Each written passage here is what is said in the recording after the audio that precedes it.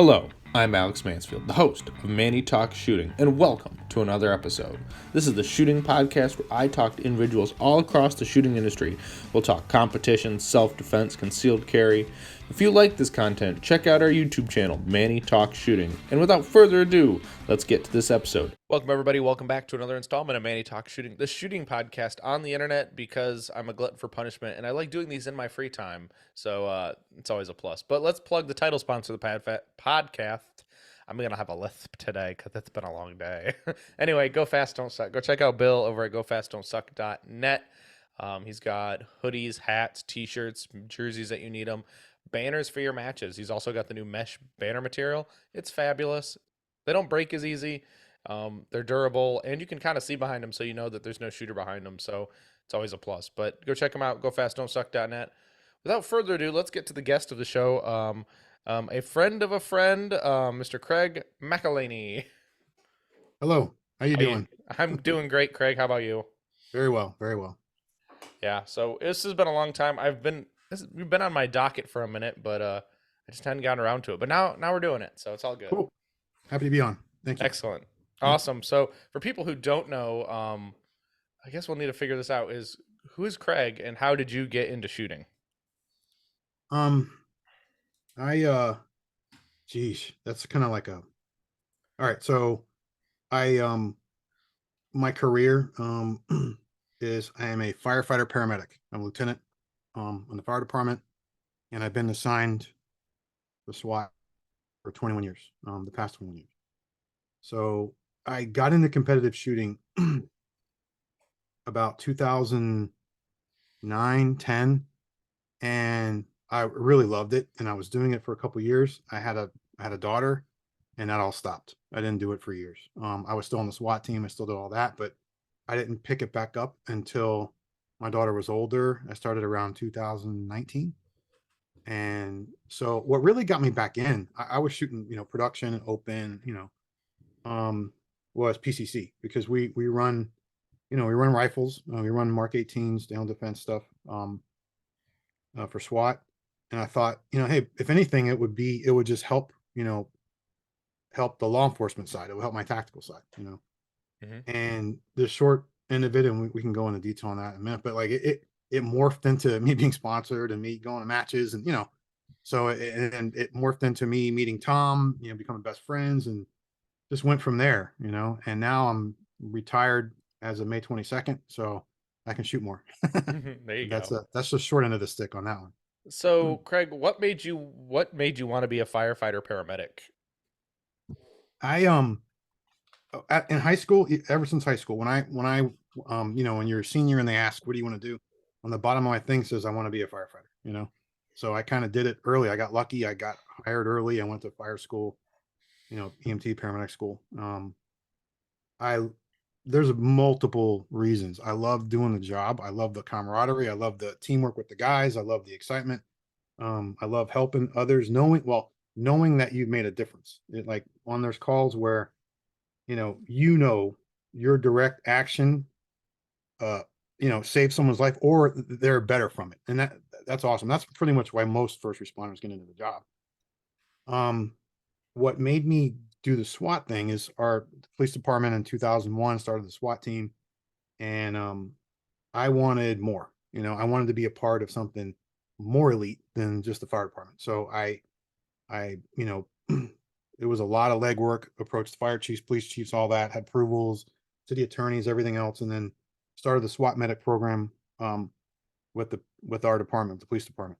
And I was just the sole guy. So I basically kind of sold it like, look, if I suck, you can kick me out and the program's over. If it works out good, let's add more guys.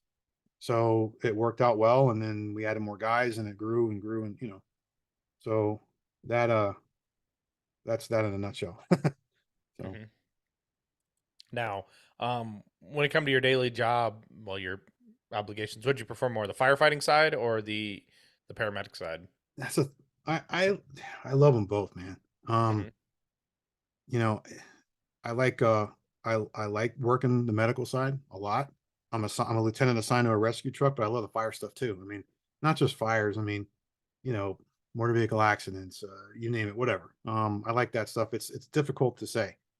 And then, if you would ask me like what do I like better, being on the SWAT team or, the fire department? It's hard, man, because the guys are awesome on both, and it's got to be 50-50 for me, you Gotcha. know. Well, and I bet it's probably a very rewarding field to be in. You're able to make impacts on people's lives, save lives, and and definitely make the place better through your actions, right? Yeah, I mean, you do, man, and that's all first responders, and it's funny that everywhere you go, man, they're all Hmm. the same. All the guys are the same Right. people, same heart. It's the same people. Like you Right. could plug me into a fire engine in anywhere and it'll work. And then we could plug someone else down. It's all interchangeable because it's the same type of people. Right. Now I lost my question, but it's a okay because we'll just keep rolling. I'll eventually Okay. remember it. That's usually how it goes. But so you took this big gap because of your daughter.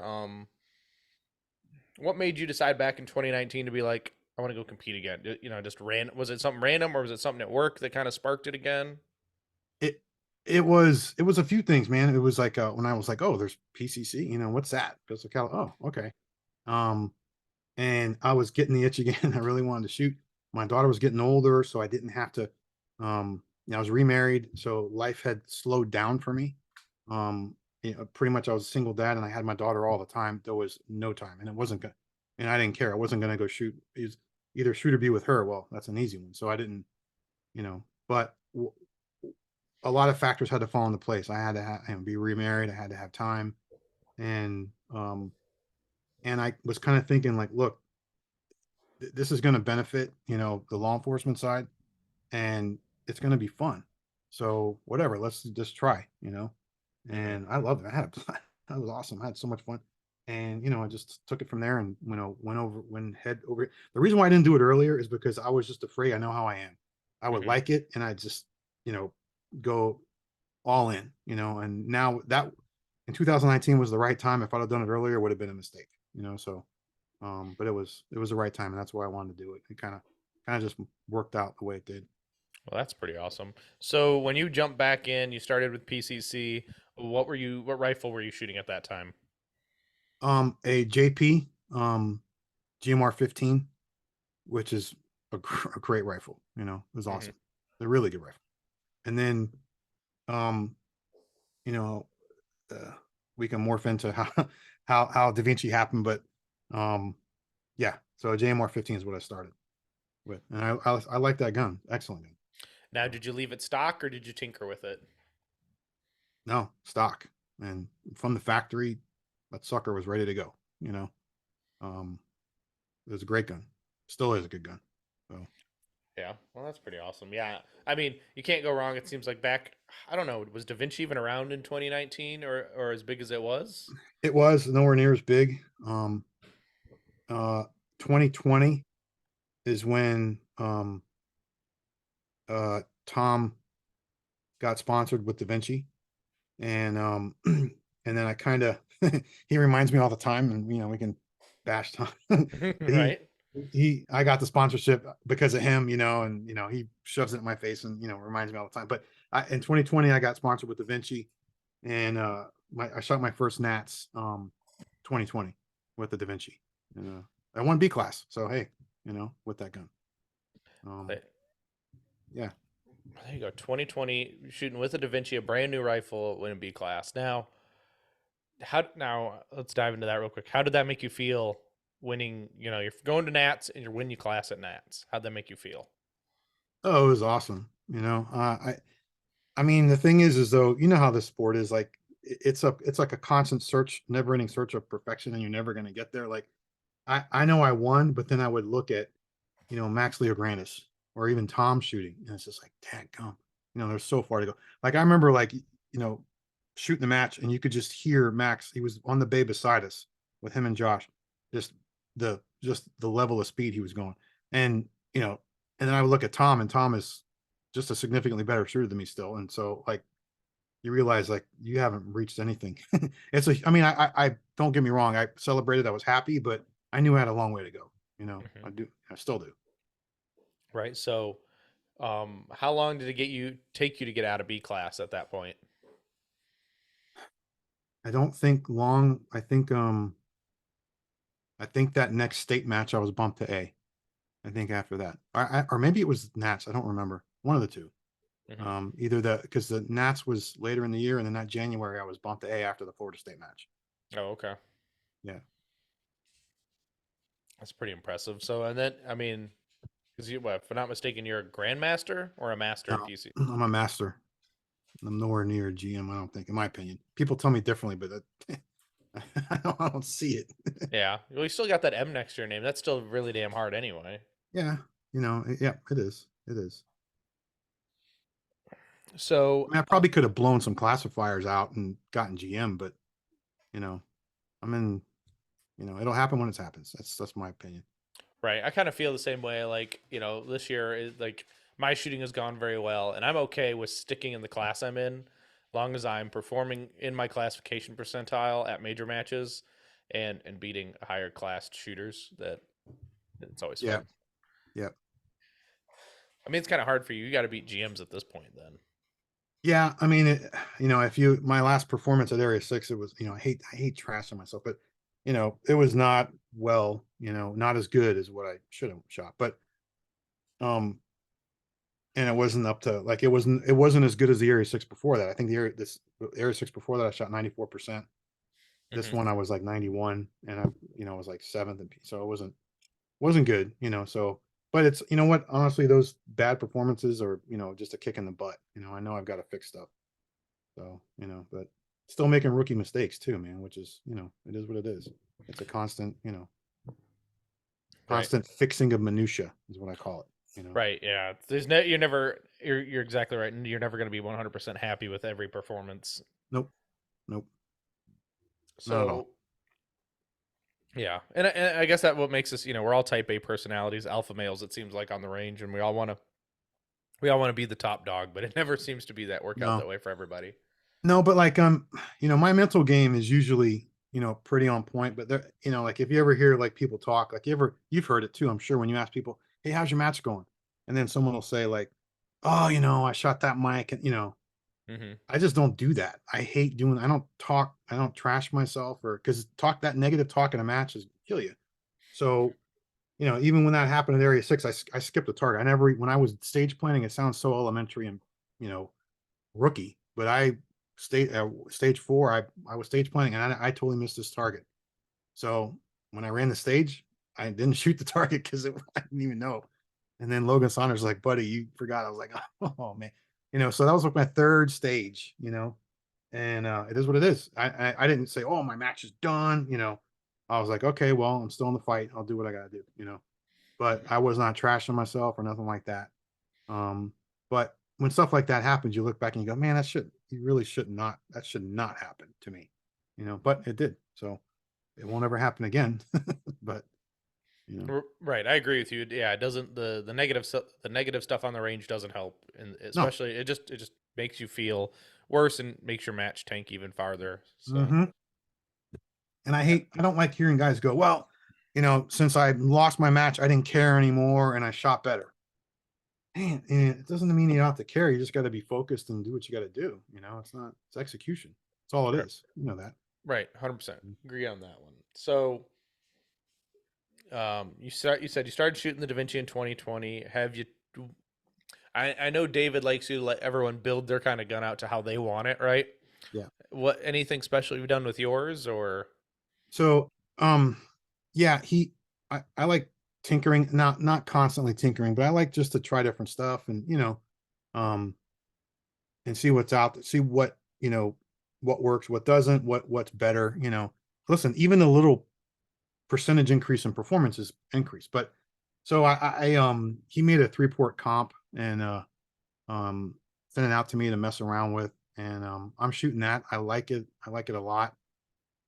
He usually uses a 2-port comp, and you would think, oh, well, three's better. Not, I mean, it's not really. It took a lot of tinkering to figure out, changing the bullet and all that. But I personally like it better. Now, if you were to compare both guns, man, it would be really hard to tell. But anyway, that's the kind of, I'm just shooting one. I think there's only one of those, and that's the one. Mhm. Um, is it way better? No, it's not. But it, I like it better in my opinion. I shoot I was using the JP uh buffer, the silent captured recoil spring, and I switched to Corey's buffer, and I love it. I mean, it to me it's a significant improvement, and I like it a lot. Now, have you tried his Gen 2 buffer yet? Yeah, I have it. Yep, yep, Yeah. it's very good, Yeah, very good. I was excited to see when he came out with his it seems more defined, but or refined than the first gen. So Yep, it adds so much more adjustability. it's beefier. Yep, and I what I love about that buffer with the JP, you could not unless you to change buffer weights on the JP was a real big pain in the butt. Um, with Corey's buffer, you can make that super light down. Like if you want to shoot steel and have the lightest shooting gun possible, you could put his light springs in there and get a super light load. It's still going to function. With the JP, you had to pull off the ring and change out all those weights, so you couldn't do the same thing as fast. No way. Hmm. So Corey's is just much easier to adjust to whatever one you want to shoot. Like I was shooting a 125 and I switched to a 147 and it was super easy. I just changed out some springs, figured out what works. You can do that at the range. You can't do that with a JP, and Right. I'm not trying to trash JP because it's excellent equipment, but I like Corey's. Right. So So why? What made you? Speaking of bullet weight, why did you want to switch from a 125 to a 147 grain? I, so it took me a little while with the 3-port comp to test different bullet weights, test different loads, test different powders. And I liked Corey's buffer with that 3-port comp and a 147 bullet. Um, I have less dot oscillation. To me, it's everything is in the dot. You know what I mean? Like that's what I look at. I don't really care about, recoil coming straight back. It's what do I see in the dot? How much is that oscillating? So, and does it return to the point of aim, right back to it? And so that just kind of worked out best for me. Everybody's different, Right. but that's just what I like best and what works for me. Right. Now, do you have any issues ever with ROs not getting your correct time? Yes, yes, What was yes, that? What Pan American? yes. Oh yeah. Oh man. Yeah. Oh wow. Yeah. How many Oh yeah. reshoots was that? Oh yeah. Yep. 3 in a row. I think I shot that stage 4 times or something. And back to back to back to back. And that was the last shooter, and it didn't get it. So I would reload, shoot, reload. Shoot. Yeah, that was that was interesting. Yeah. That definitely could be that could kill a match right there. You burn it down, you're like, sweet. And then you're Yeah. like, oh, and I gotta do it again. Yeah. And then eventually you're just gonna get tired because that's a lot I of just it was funny. I just kept doing it. Tom afterwards was like, dude, that was incredible. He's like, you just kept going the same, the same, the same, the same. It was like nothing changed. So it was thank God I did that. And then right. gave her, Well, someone it tried to just talk to me in the middle of it. I was like, just I need to, I gotta reload and go, man. Because that was the last shooter. I would have to reshoot. And then I reshot again and I had to reshoot again. So so were they at least nice and loaded? They should have loaded your magazine for you. no, they were cool. I mean, the R was the God bless him. He was nice. It was just, it is what it is, man. You can't get everything you want every which way all the time. So he finally got it right. It worked out good for me. Now, if it really sucked for me, yeah, I would have been, not happy, but whatever, it was fine. It was just pretty much the same time each time and the same hits each time. So Right. Well, at least it showed you the consistency though in your training and your skill yeah, level, right? yeah, it was consistent. And it was an unloaded start on the belt. So I had to, take the mag out, put it in. That's the thing. It wasn't just a draw. It was like an unloaded start. I had to load it, rack it, load it, rack it, load it, rack it. Thank God I didn't screw it up. But it was yeah, that was interesting. That was a fun match. It was a good match. Hmm. But How many stages did that match ended up being? oh boy, 30 or that gum. I don't remember. I don't remember. Yeah, because you were. It was like the whole Da Vinci. It was like a Da Vinci squad with what Zach Smith from With Zach, Terratac. yeah, we were trashing him. He was fun. We had a good time. He's a good dude, real Hmm. good dude. Him and Marco too. I'm friends with the guys, and Marco, we shot in Aruba together a couple times, and but we had fun with Zach. It was cool. Yeah. We made So him a de facto Da Vinci member. that's too funny. Now you said you're just talking about Aruba. How many matches outside the states have you actually gone to? um, Aruba twice, the Czech Republic last year. Was it last year? I think it was last. Yeah. and I mean Puerto Rico if you count that. I mean, you did have to Um, take a plane, so I guess yeah, that. yeah, I had to take a plane to Puerto Rico.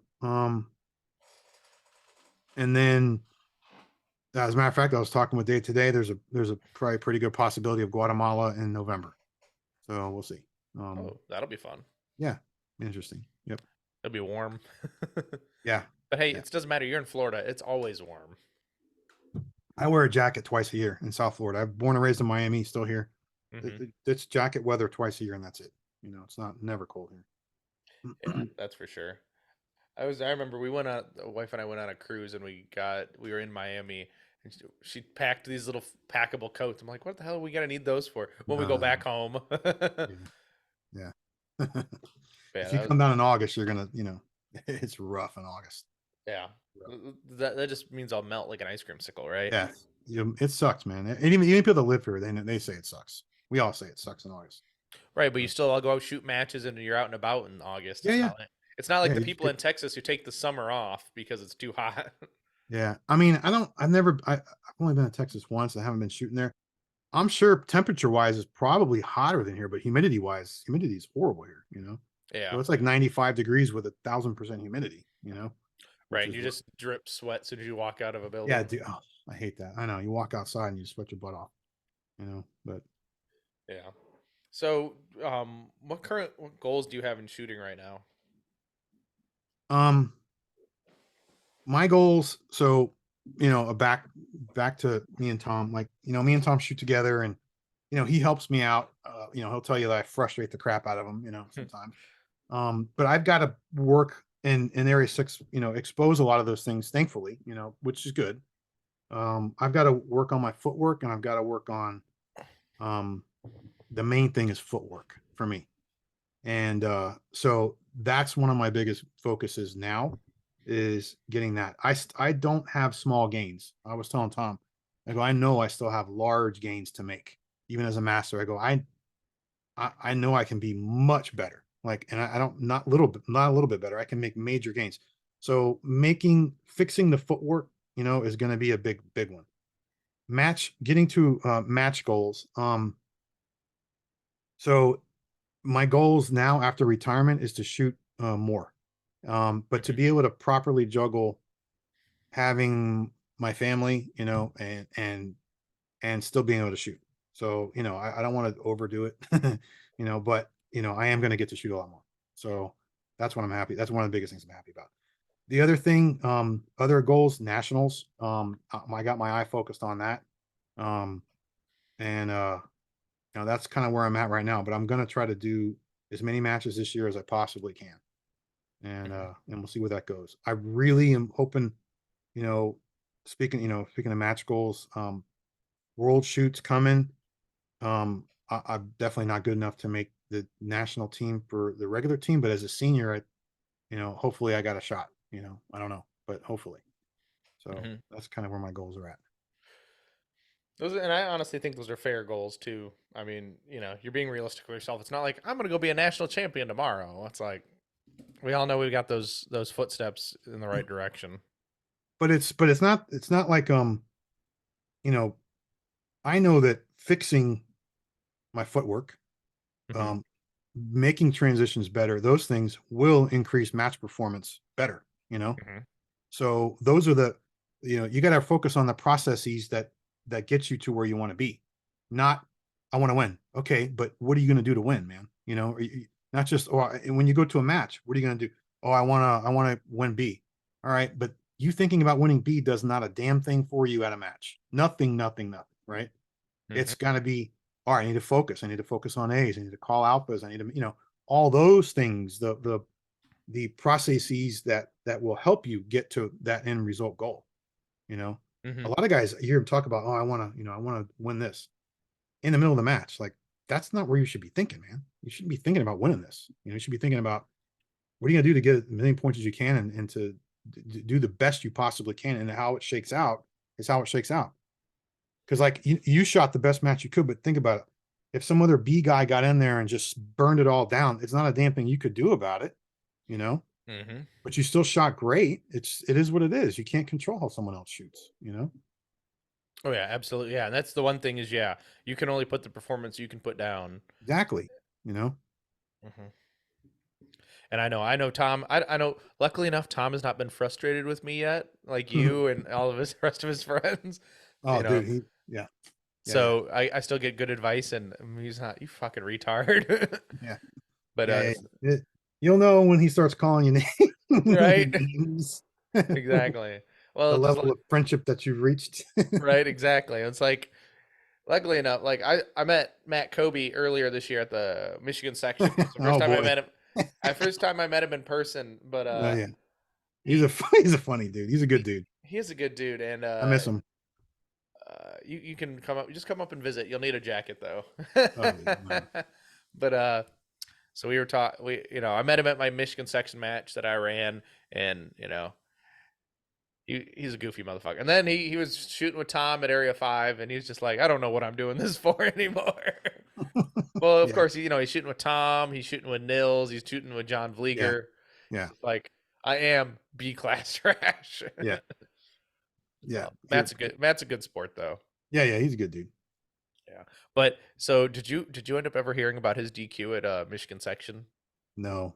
What happened there? I didn't hear So, about that. so I'll share his story, but he shot the whole match. So as the day went on, a cold front came in and it started to rain. So it was kind of shitty. And he's true Florida man, right?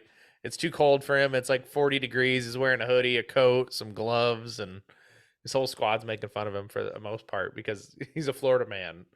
But he gets to the last stage. He shoots his last stage. He goes to unload and show clear. Um, he drops the hammer. No, he drops the bolt down for some reason. Oh, because he unloaded and showed cleared, and he was about to hammer down and then flag it. With his so cold hands, when the bolt went forward, the rifle flew out of his hands. Oh my gosh. As he's getting ready to unload the gun, he's shot the whole match. He's Oh my like, gosh. "This is the worst." I'm like, sorry, bro. That sucks shooting in the cold. I don't know, man. That just does not sound fun, man. It doesn't sound fun. Yeah. So, but he did ask me to bring this up, and you need to share your Nats DQ story. Oh God, yeah. Yeah, yeah. So that that was a rough one, man. I can't blame anybody else, but good Lord, what a gut punch. I was so it was first day of Nats. I shot really well. I think I was winning A by like 20 points, right? Mm-hmm. It's 2021. And I go into day 2, I'm shooting well. And I forgot what stage it was. Anyway, there's no one down range, but I've got my gun there and I got hearing problems. I mean, I have hearing aids, but I don't wear them. But anyway, that doesn't matter. The RO started to say make ready, and I pulled the flag out, and he told me I didn't finish my saying the full make ready. You're DQ'd. So I was like, so called Troy over, and Troy listened to what he said. He goes, yeah, I said muh, and then he pulled the flag out at muh, and then so that he DQ'd me. Did he do the right thing? Well, technically, it is what it is, man. I should have waited. I mean, so it was just a little tough to swallow. I didn't yell at anybody. I just took it like a man. You know, it sucked. It was a pretty bad gut punch, and I felt bad. I was following our squad and helping them pace and stuff, and you know, and I was watching Josh get DQ'd on one of the stages, Freilich, Mm-hmm. and I went up to him and go, bro, I know how you feel, man. I felt bad. He was doing really well too. It is what it it is what it is. Yeah. But that breaks rule number 1. Don't be a dick. That guy was definitely a dick. I mean, I don't know. Tom says the guy was a nice guy. Look, I gave him the opportunity to DQ me. It's my fault, right? Mm-hmm. I should never have given anybody the opportunity to DQ me. Now you're just putting your whole match in someone else's hands. So that's totally on me. Right. I don't have any ill will to the guy. I don't even know him, and whatever. He did the right thing. It is what it is. Yeah. But it's just it just sucked. Now I learned my lesson. Another hard lesson I had to learn. That I don't pull that. I don't touch the damn thing until someone tells me the full make ready, and it is what it is. I guess It so. was I tough, mean, man. that just sucks. That I still think Kobe's DQ story is worse. Yeah, yeah, but mine sucked because I was winning. I was You were winning. winning. Yeah. Yeah, that definitely does suck. And at least it didn't put you in a sour mood, a super sour mood to be like, I'm never coming back. I'm done No, shooting. no, no, no. I blame myself, man. I didn't blame him. What I mean, like I said, I gave him the opportunity to do that, Hmm. which is on me, you Right. know. Fair enough. Now, somebody really wants to know, because we did get some listener questions, is what is it really like traveling with Tom? So, um, when I travel with Tom, I take illegal drugs with me. No, I'm just kidding, man. We we talk. I mean, we actually on Area 6, we on the way up, I forgot what we were yelling at each other for. We were both yelling at each other. And you know, it's fun, man. I mean, we're two best friends, so it is what it is. It's constantly talking, and I mean, when one of other Tom's other podcasts, he was talking about how he's always talking, and I'm always like, but. It's not like, I mean, it's like that, but not as bad as that. Right.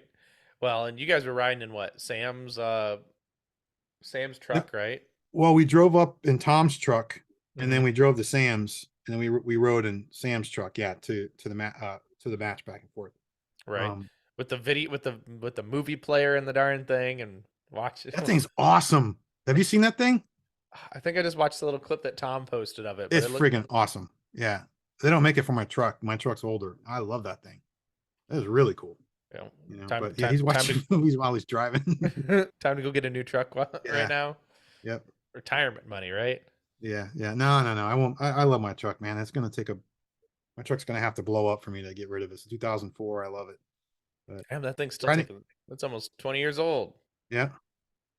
But riding with Tom is fun. I mean, it's interesting. A lot of talking. We go back and forth. You know, but look, dude, he's a good soul, man. That's one thing I can tell you. He's a good dude. He wears his Hmm. heart on his sleeve. And that's a good thing and sometimes a bad thing.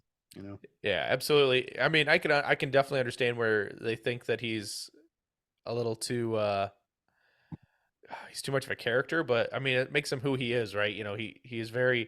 boisterous and loud, and he doesn't care what you think because Yeah. Yeah. And yeah. the thing is like, dude, he bends over backwards to help other people. I mean, Hmm. there's a lot of, he's a good dude. He's a good dude. Hmm.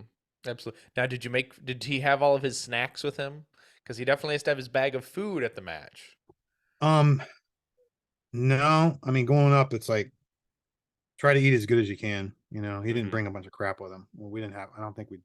No, we didn't. We had No, he didn't have all the snacks in the truck, but he at the match, yeah, he brings a bunch of that crap. A bunch of stuff.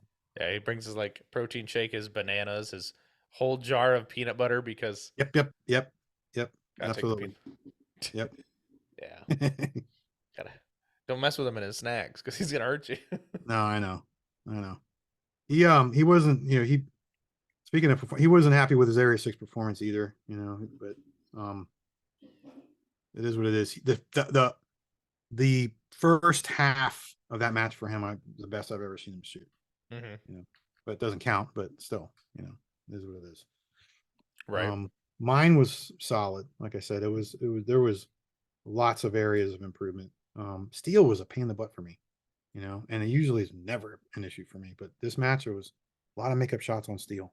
Stupid. Not, there's no, but that kills you. Those are time killers. Right. That's at least what, half a second at least Yeah, in lost yeah, time.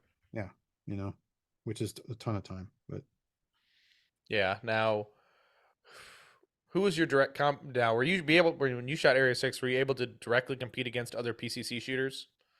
um, yeah, well, not on my squad, but I mean, my competition, Jason Clark, Corey Shield, my other teammate guys, my friends, I try to gauge my performance, against them. Last year, I think I beat both of them, which is a rarity. Usually Corey and Jason beat me usually.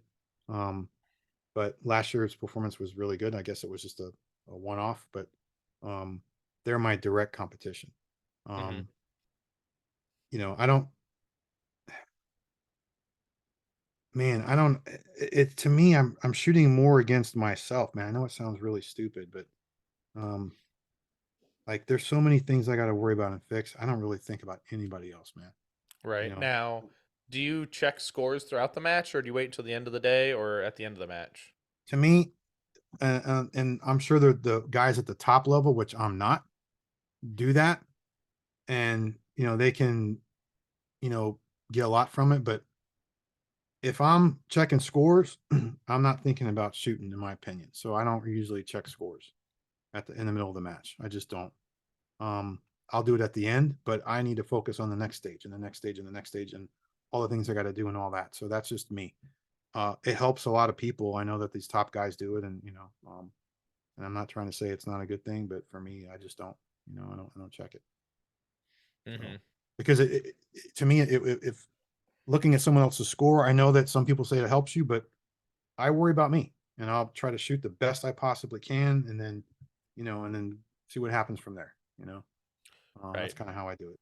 But, Right. I agree with you on that. I mean, yeah, it definitely can put you in the wrong mindset. Puts you definitely in that results based shooting kind of mentality instead of process, which yeah, definitely hurts a lot more than it helps, I'd feel.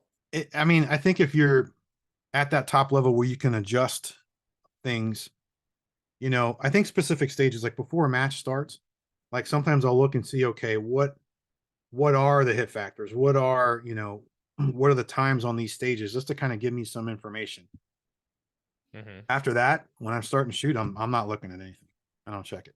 So, Right. Now, what about you? Do you check scores or no? I mean, this last match I did, but that was more of a okay, I'm on pace kind of thing because I had to shoot through, so I didn't. So they got to shoot like when I was shooting staff. The staff had already shot half a day already before I even picked up my gun. So I'd check like okay, I'm in the ballpark. It's not like pace is terrible off, but I didn't let it really sink into me. But I think Yeah, that was the first time I did that too. you got to. I think if you check scores, you've got to have a very, very, very good mental game, um, and be able to, which I I do. I do have a good mental game, but I don't see the huge benefit to me to be thinking about something other than what I should be doing, and that's my opinion. Now, if I ever reach the top level, I'm sure, you know, maybe my opinion will change, but I'm not there yet. You know, so um, it doesn't really help me. I don't think really. Right. Fair enough. Now, I guess I'll ask this as a two-part question. Before retirement, what was your training schedule like? And then what is it Mhm. now afterwards? It was tough, man. Um, you know, Tom makes fun of me. You know, I don't get to shoot. I don't shoot a lot of matches. I don't shoot. You know, shooting locals was is just rare for me. Really tough because when I have my daughter and I have her a lot, but when I have her, I'm not going out shooting. I'm with her. You know, so and then when I'm on shift, I can't shoot. Hmm. So um, you know, getting out to local matches was really really tough. Getting to major matches, I didn't get to do a lot of major. I don't really get to do a lot of major matches every year now. You know, maybe 5 or 4, you know.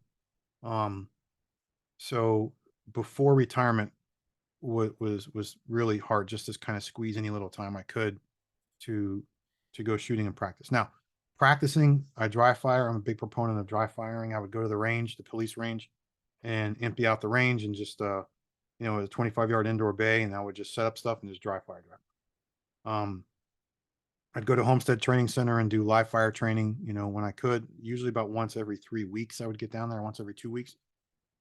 Now being retired, the summer, you know, like next week, you know, I have a lot more time, you know, so Hmm.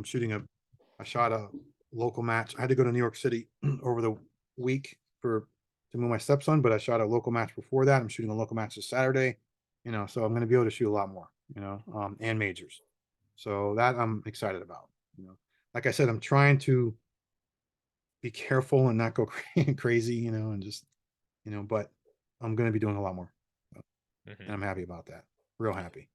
Well, that's good. Now, typically when you go to Homestead, would you go by yourself or do you find somebody else to go with you? So many times I was by myself doing my own thing. I have my own steel. I run my own bay. You know, Christine Baker, who's another Da Vinci shooter, she'd meet me down there sometimes and we'd shoot together. But the vast majority of the times was just me running through drills, setting stuff up and all that. So, Mm-hmm. but which, I kind of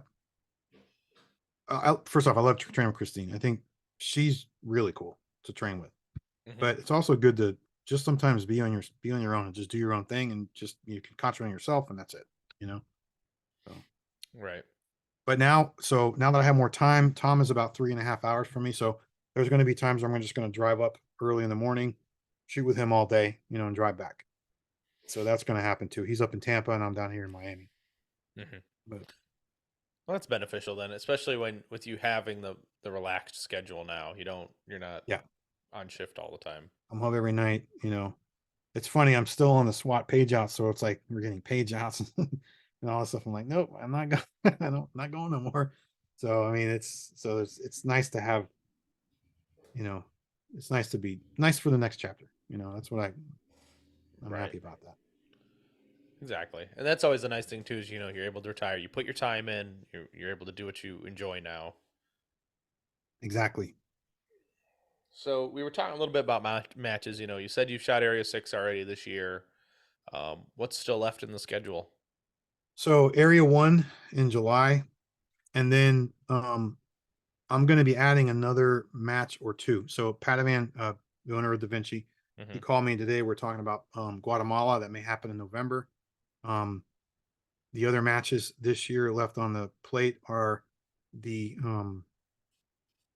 South Florida section at Extreme GM down. I think that's in December or late November. Um, the Nationals, of course, and IPSC Nationals as well. That's also in Volusia.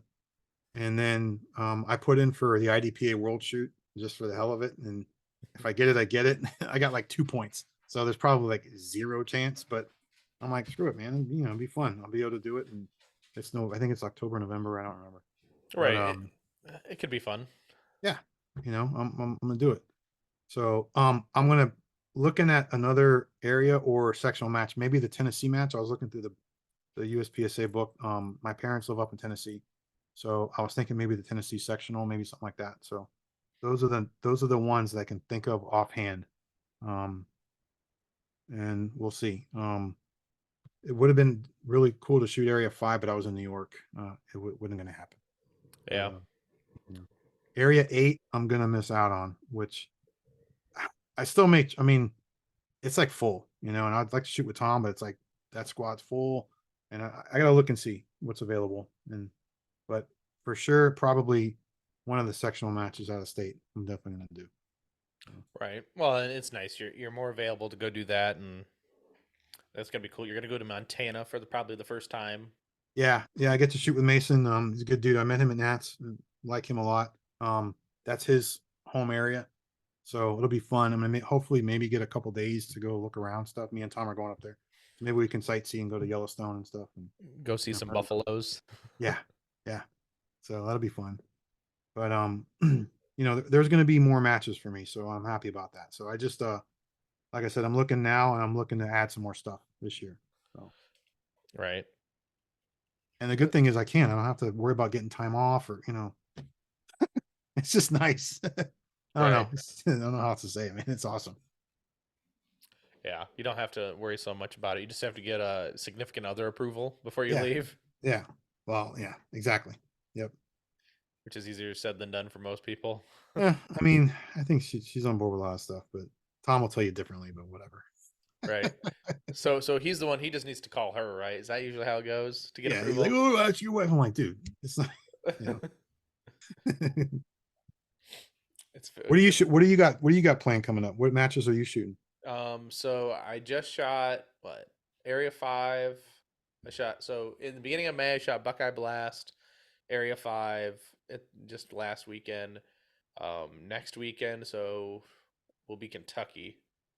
So I'm gonna go shoot Kentucky, and then I've got one more major after that. I think. I think it's gonna happen, but I don't know with the numbers they have on the match. It doesn't seem financially viable for them, so we'll see. Are you gonna go to Nats? No, I'm not gonna go to Nats. I ran out of. I don't have a bunch of vacation time to spend for matches, but so that's the trick. I did spend some vacation time, took some time off because Tom's gonna come up here and teach a class, so I kind of swapped that out. So that's not gonna Yeah, be that's too bad. cool. That's Yeah, that's like interesting. It's funny how him and I started where I was shooting Area 6 2019 at mhm, Bouquet Corral, and I didn't even know Tom. It was my first one of my first major matches, and I was shooting PCC, and he's shooting. I watched him and Max Legrandis shoot, and I was like, wow, these two guys are really good. You know, I didn't even know who Max Legrandis was. mhm, He's just badass. Like I was just shooting. He's awesome. And I was watching Tom and how he shot, and he was really good even back then. Um, and I won B class area 6, and I at the awards I went to him and go, hey, do you? I didn't have anybody to coach me or whatever, and I wanted to get training. I'm like, hey, do you teach classes? Can you give me a class? And he's like, oh, I never thought about that, but that was kind of like his first guy that asked him, and he started teaching from there, and we became, hit it off and became best friends, right there. Um, but now look at it. I mean, he's awesome. He's a great teacher. The mhm. guy gives 150% of the classes. Right. But Yeah, you can really, if you get time, if anyone gets really time to know him and interact, I mean, really, they do understand that he does care. He's not just this big, rough and tough guy. He really yeah, does care. dude, when he's done with a class, that guy he's exhausted. I mean, that Mhm. guy just doesn't. He's nonstop. Yeah. Um, Should just took an IV of fluids up to him so he doesn't have to drink any yeah, liquids, I know, right? right? But so that's that. Um, but do you have any more like you have any more major matches left in the year? Like any other later in the year or No, my schedule ends pretty much in July. Unfortunately, just it's so weird. All my matches ended up being in the beginning of the season. So everyone pushed them super early, which is it's not terrible because then they're kind of over with.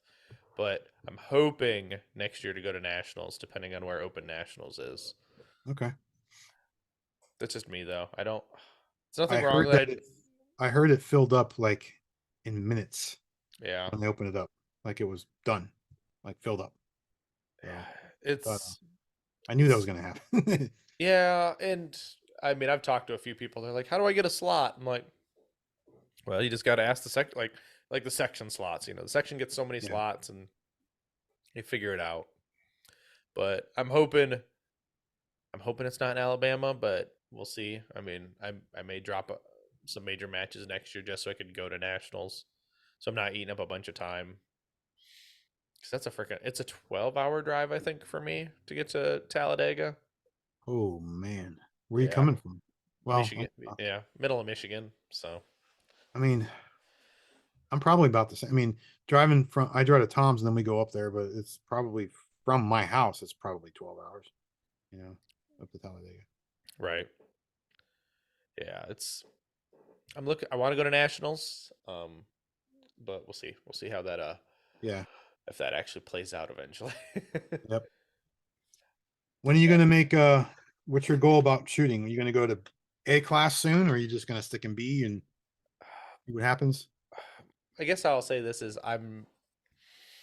my goal is to not be a sandbagger. My goal is to perform to the level of an like eventually it'll happen. It's one of those things, but I'm not going to intentionally bomb a classifier to not bump or anything. Agreed. But even if that like my last two major match performances, well this one in particular, this area 5 is it far exceeds like any classifier I've currently shot. Like I Yeah. got classified in open with a Caryoptics minor gun just Yeah. Yeah. because I wanted to be I didn't want to go into the season unclassified, Yep. which, Yep. which just sucks being like, oh, look at I'm unclassified. Yep. So, Agreed.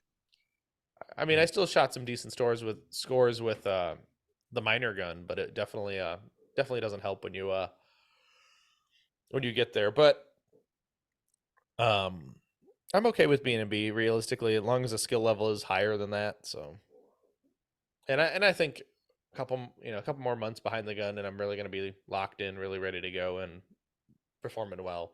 So, I'll tell you what's an interesting division is limited optics. That looks like it's going to be a huge division, I think. I would agree with you on that. I could see that. Like, but when they also said, "Oh, the hit factors are going to be based off of open," and Is then that you really see, what it is? Really? Oh boy. I think they're a mix of like. Yeah. Hopefully, they're a mix. Like, because I had a friend of mine. He's a B class shooter. And he shot a 95% on a fixed time classifier in limited optics, and I'm like, what? Hmm. But so I don't. They might Hmm. be a little skewed, but I don't Yeah. know. It's Yeah. I know that when they did PCC, I know that they were, the hit factors were a little bit off, when mhm. in the beginning. I think they're leveled out now. Yeah, But because they actually have real data to compare, for these classifiers. yeah, yeah, exactly. It's especially when because they could tell when they made them, and then you get the best 10 scores, and you average it out or something like that, and Yeah. makes the high hit factor, and then it's all a percentage off of that. Yep. So Exactly. I don't know how Yep. I feel about limited optics. I mean, honestly, in my opinion, is just put them into carry optics and give carry optics guns magwells or something. So then I don't know. it's I of one mean, division. I look at it both ways, man. I mean, I think it's another division and if it can draw more guys in that want to play, man, great. I mean, Hmm. whatever. Um, I don't know. I think carry optics is here to stay. It's not going anywhere. It's going to stay there. It's and limited optics is another animal too. Like you said, you shooting a Chile, right? I mean, is Hmm. it like the steel gun, Yeah, right? Those are nice. So I mean, you could take a comp off and keep an optic on there, and you got a limited optics gun. It's kind of cool. Um, yeah, you know, that's my opinion. I don't know. We'll see. Time will tell, right? I mean, look at production. I mean, production I think is awesome, but it's just dying out. You know. yeah. And no, well, everyone. I think it's harder and harder though to get new people into the sport into production, purely for the fact is that you still got to go out there and buy 4 to 5 more magazines, a bunch of mag pouches, and because it's definitely this game. It's Yeah. definitely USPSA on hard mode. They need to they need to bump the round count to 15, like IPSC, Hmm. and I think you'll get a lot of people. Like when I shot Czech Republic, I know it's a hard comparison because it's Europe, but there's a ton of people shooting, production guns that are 15 rounds and tons of them. So maybe it's because there are certain countries that can't own optics or whatever. I don't know, but it's huge over there. Not Hmm. just I mean, here is different, but um, I think you would have a lot more people. You got to reload every 10 rounds. It sucks. Yeah. Well, it, I don't know if it's they can't get optics or I don't know. Do they have a lot of people shooting PCC over there? There was a good amount. There's some really good shooters over there. Shoot PCC. Some like military guys. I think in Czech we had like 800 or 900 shooters, and I think there was 160 or something like that. 160 PCC shooters. So it was a good amount. Oh, that's definitely a really good amount. Yeah, it was a good amount. Yep. Nothing But wrong with that. That's for sure. But no, oh, this is a good question. What is something that like current? What would like oh darn, put notification. That was loud in my ears. Anyway, what was something that Craig right now would love to tell past Craig about shooting? um, it requires thought.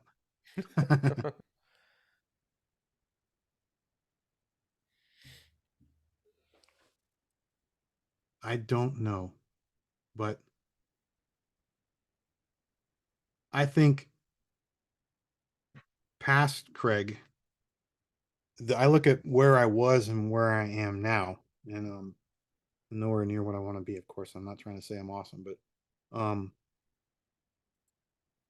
is to stay focused on the process, because sometimes I would get really focused on doing a certain thing, and then you forget to work on other things. And I suffered that Area 6 2 years ago. That was an example of one of those things where I was working on one specific thing, and my focus on targets had changed. I didn't even know it, and I was not focused properly on what I needed to be doing. And that was a stupid, dumb, young, newer shooter mistakes. And if I could tell my younger self, would be like, focus, maintain your focus on what you need to work on, and know exactly what you need to work on. The other thing I would say too is my training has changed, and I wish I could have known some of the things I knew now, like how I would train, because training time is very, very, very hard for me. So back then it was, I would just set up targets. I would not think I wouldn't think before I go out, okay, what am I going to work on? Now it's like, all right, what are the specific skill sets I want to work on? Let me set up stuff to help with those skill sets. So there's a lot of wasted time, man. A lot of wasted time back then. And so you learn how to streamline that stuff. Mm-hmm. My mental game has always been strong. And I know a lot of it's because of my job. And I'm not, that is what it is. I do not get frazzled, man. I do not sit there and trash myself ever. Um, that is still on point. But I think those are the things I would tell past Craig, what to do. Mm-hmm. And it cost me, when you learn through screwing up, and it did cost me at matches. So that's what I would say. Right. Well, at least you know that, right? You know that your mental game is strong, and you know all these things now that Yep. you'd love to pass on to yourself. So, and that's the good thing, is that you're not, there's always something, you could have learned sooner, right? Like, even Oh God, yeah. like I was talking to Tom yesterday. He's like, I wish I took a class like a lot sooner. Yeah. Yeah. I mean, you think about like the wasted, you know, it takes time. Some people are fast to get where they want to go or get better. Other people take slower. I wish, I really could have been more efficient, with my time. I would have gotten better quicker. Not lazy, just you don't necessarily know everything you're supposed to be doing, when you Hmm. first start, you know, and you lose a lot of time doing that. So Oh getting with yeah. Tom early, that was a huge thing. Having Tom teach me early, that was a huge thing. Um, but again, I told Tom, and other people, when you train by yourself, whether it's dry fire or whatever, you are your own coach and your own critic.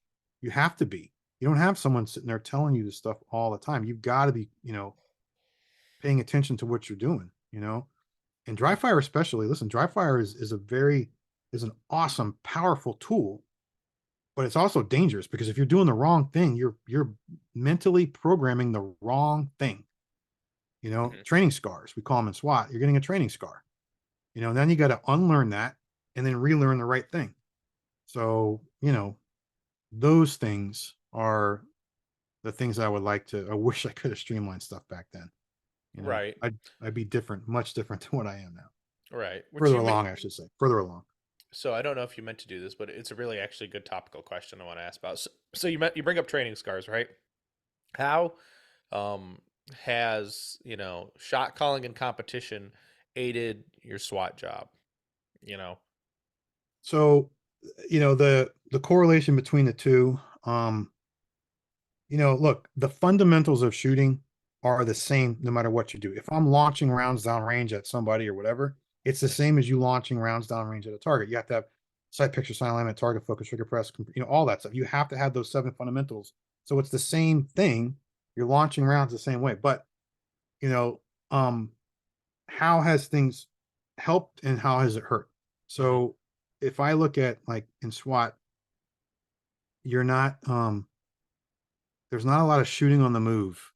You know what I'm saying? Like you're not you're not, walking out past cover, launching rounds at someone as you're moving across to another that's not necessarily the case because you're just, it's kind of stupid. It's not good tactics, right? But there, Tom calls it wide feet, and I used to have. I mean, I would have wide feet, because if I'm holding on a position, on a corner or whatever, you got wide feet, Tom, and that's one of my things is my footwork was my weakest thing because those are, I don't want to say scars because those are things that in SWAT that I've done, and use, and they don't necessarily transcend over. Now, the other way around, what is shooting do? So in competition shooting, so all of us do it when you work a stage, when you run through a stage, you're mentally, you know, thinking about, okay, I need to put my foot here, round, gun there, the swinger's going to come out. There's a lot of things that you're constantly focused on. And it that helps you. You learn to speed up your movements like a reload. You learning to actually, speed your hands up. Economy of motion is huge. And that's helped me out a lot in SWAT is really economy of motion. Um, Mhm. target target acquisition and then transitions from one target to another is another big thing. So like you're engaging a target, in training, and then you're coming over and you're engaging another target. So in short, you're shooting at the speed of your sight. So and my speed has increased tremendously from shooting USPSA. So I could still shoot at the speed of my sight, and then learning what is an acceptable shot. You learn what's an acceptable shot when you're shooting competitions. Not unless you're going to sit there and aim forever on an A zone, but you learn to launch 2 rounds in the A, call 2 A's, and then move. And it's the same thing when I'm working for SWAT. Like I'm not just launching rounds. You're accountable for every single round you fire, everything. It's not like, there's no such thing as, yeah, I fired 30 rounds, you know what I mean? And they're all over the damn place. That's not good. Right. Mhm. So you learn how to, shot call, you learn shooting at the speed of your sight, you learn the faster transitions, economy of motion, all those things. All those things are they're direct job application to SWAT. And that was why I got into it. Now, I didn't know all those things when I started. I knew it would help. So I'd say help, the word help is okay, help. But now I can tell you these are the things that help. Um, and it's helped tremendously. Have I ever had to shoot anybody on duty? No, never. Thank God, never. But when we're training, I can tell you right now, I know where my rounds are going on that target. They're not just going anywhere. And that's Mhm. from shooting USPSA. You learn how to focus on what you need to focus at the time and then move. Does that make sense? Mhm. So, Absolutely. yeah. And I'd hope you'd say something like that because it's good training for that kind of stuff, especially in that application. Yes, they're two different, essentially two different concepts, Yeah, and they they're are. but they both have good applications in the other, right? So Yeah. and it's probably easier, if you gotta have to do a debrief at the end of an op or something. You'd be like, yeah, I placed 3 rounds center of mass. You know exactly kind of where they're at. Yeah. Paperwork Yeah. makes it a little bit easier. Yeah. I mean, with simunitions and stuff like that, but like that was a train of thought I was going to have. Like, it's,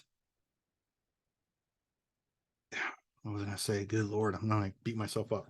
It's had to go along with shooting the tactical stuff, but um, it's it's different in SWAT. And I'll tell you, the only thing is there's an argument. Well, the targets don't shoot back. Yes, I understand that. It's not, so you hear some guys say that. You hear some guys go, shooting competitions doesn't do a damn thing for you in the tactical war because the targets don't shoot back.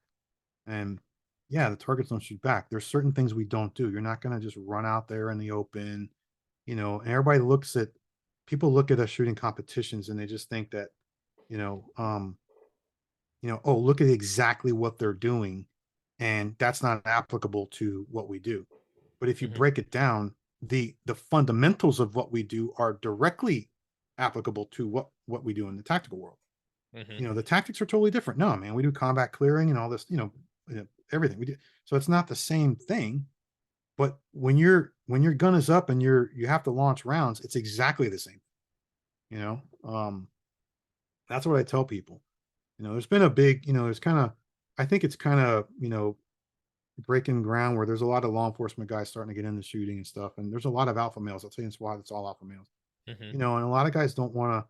come out and get embarrassed, and they think they're going to get embarrassed. And I'm like, man, it's not even like that. Not even close, because these guys are trained differently. It's not the same. It's not the same type of training. So, and they just think that, they're going to get embarrassed or whatever. And I think that's one of the biggest reasons why they don't come out, so I'd like to see that change. I really would. Because I think if people did, they'd have a blast, and there's still some guys that are my SWAT buddies that some of them want to come out. So I think we're still trying to get them to come out. I think it's going to happen, but that's, some of the differences and similarities between law enforcement and competition shooting. But if someone sits there and says that one, a competition is not going to help you, they're insane. They're insane. That's not even close. Yeah, they need to go check their ego at the door, to be honest. Yeah, I mean, it may be just ignorance, but no. It's huge impact on law enforcement shooting, big time. So yeah, exactly. And I agree with you. I mean, I'm not in law enforcement, but I totally agree with all those points that you just made. So, but Craig, we are near the end of our time today. But we do need to plug the people who help support you. So you want to go ahead and plug your sponsors right now? yes, I mentioned before I shoot for Da Vinci Machining. I I know that there's good PCCs, but I think they make the best one out there. I love it. Um, I love the guys I work with. I love David Padovan. He's a good dude. His family, Adriana, and I love shooting for that company. If you are in the market for a PCC, I would suggest using them or giving them a hard look. If there's any Da Vinci guy out there that you see wearing that jersey or whatever, they'll let you shoot the gun. I mean, you see me around, man, you're more than welcome to try it out. I'm always willing to talk about guns and stuff. My second sponsor is Steel Valley Casting for my bullets. Ron's been awesome. Those bullets run and they work great and they're very accurate. There's not much more you can ask, on a coated lead bullet, and it's excellent. And the customer service is awesome, and the bullets are in stock. So I will, maybe we can put up. I got to look up the code, but there's a 10% off code. It's not even geared towards me, but it's just a general 10% off code that you get when you order. So I would suggest you look them up because they're pretty good, real good. I love to say I've got like 15 other more sponsors, but I don't. Right. So, that's okay. I mean, everyone starts somewhere. It's not like we need a million of them. And I mean, like, sometimes it gets a little ridiculous about how many are on somebody's backs, and it seems like, but yeah, I mean, we can't forget that the Tomcaster Shooting Academy totally. Tom's not a sponsor. He's my closest friend, and I'll tell you right now, dude. If you want to take a class, that guy gives 150 freaking percent in a class. He's awesome, and he generally, like you said, and it's the truth. He generally wants you to get better. So the guy gives and gives and gives back. He really does. So if you're on the fence, it's the best money you're ever going to spend. It is the best. If you're serious about shooting and you want to get better and you want to avoid kind of some of the things that, Tom said he wished he got training early. I wish I would learn how to streamline, my training or be more efficient. Taking a class with Tom is going to get you on that road. And it's going to help you out big time. There's other good shooters out there with other good teachers. I'm not trying to, trash anybody else. I'm just trying to talk good about Tom because I've taken his class and he's awesome. So if you want to take a class, you definitely need to look him up. Yep, I agree. And he owes me money for that. Right? It's kind of like how Todd Holmes says it's also his podcast. The Next Level podcast is his as well. But Craig, if people want to get in touch with you, what's the best way to do that? I'm on Instagram at Craig McElhaney Shooting and Facebook under my name. I'm not on Facebook all the time, but yeah, I check it all the time, but I just don't, surf to it, but it's Instagram mostly. And and one of the things, it's funny you said that, but one of the reasons why I got into shooting as well is just, it's a hobby and I love meeting people, making friends, man. I mean, our community is small. So, in general, it really is when you think about it. And, we talked about not getting into the politics and stuff. Listen, I love the hobby. I love the guys. I try to stay positive and, it's always easy to talk negative. It doesn't matter what you do and in whatever job you do. but it's somehow, guys turn it into more than what it is. And this is just more about, it's having fun and making friends, man. That's what I loved about this job, or no, not job, but competition. I want to win, but making friends is the best. So if you want to meet me, hook me up on a range, we'll talk. I'm more than happy to meet up with you, and shoot the shit. So There you go. Well, Craig, brother, thanks for coming on. I've actually had a blast, and it's been fun to kind of get into your brain space a little bit and get to know one of Tom's best friends, and it's always a good yeah, time. thank you for having me on. I appreciate that. No problem, brother. We'll have to do it again at some time, but we can't cut out the middleman. I guess we'll have to let him be able to roast us at the same time, right? Yeah, you can watch the banter back and forth. Yeah, exactly. But Craig, brother, thanks for coming on, and to the listeners, get out and do the things, and I will see you on the next one.